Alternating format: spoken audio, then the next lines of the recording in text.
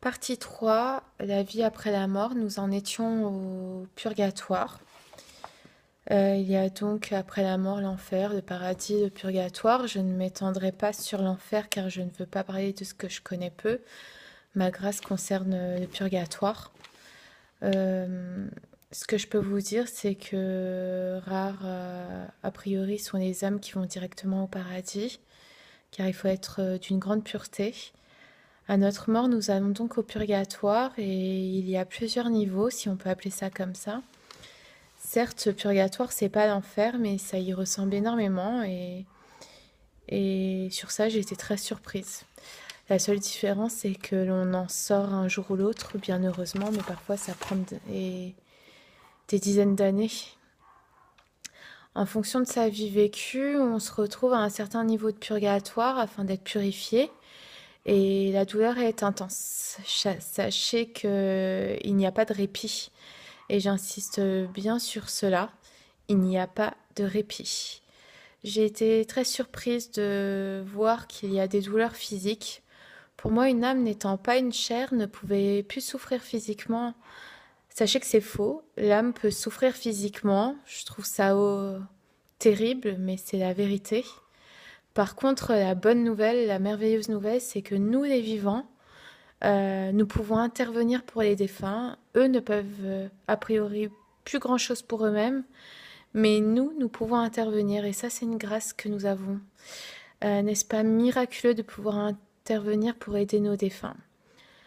Alors, certains souffrent de leurs péchés, mais aussi de ne pas avoir demandé pardon ou été pardonnés. Donc, comment les aider? Alors, premièrement, lorsque vous perdez un proche, je vous supplie de bien vouloir leur pardonner. C'est pas facile selon votre vécu avec cette personne. Et c'est d'autant plus difficile qu'il faut pas juste pardonner, mais il faut pardonner du fond du cœur. J'insiste bien sur ça, du fond du cœur. Sinon, ça ne fonctionne pas.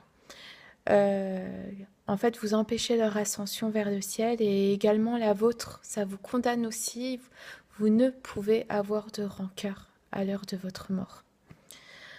Deuxièmement, au lieu de pleurer, même si c'est naturel de pleurer pour un défunt, priez plutôt pour lui.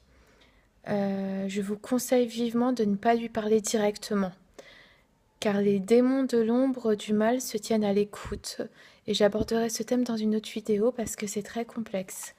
Quand vous souhaitez parler à un défunt, parlez-lui par l'intermédiaire du Seigneur. Je vous donne un exemple clair. Seigneur, peux-tu dire à telle personne que je l'aime? Seigneur, peux-tu dire à telle personne que je lui pardonne, qui me manque? Euh, Peux-tu l'emmener vers la lumière au nom de Jésus-Christ qui a souffert sur la croix pour la rémission de nos péchés? Ça, par exemple, c'est une phrase qui leur fait grandement du bien. Je peux vous garantir qu'ainsi le défunt vous entendra et sait que vous êtes en train de prier pour lui.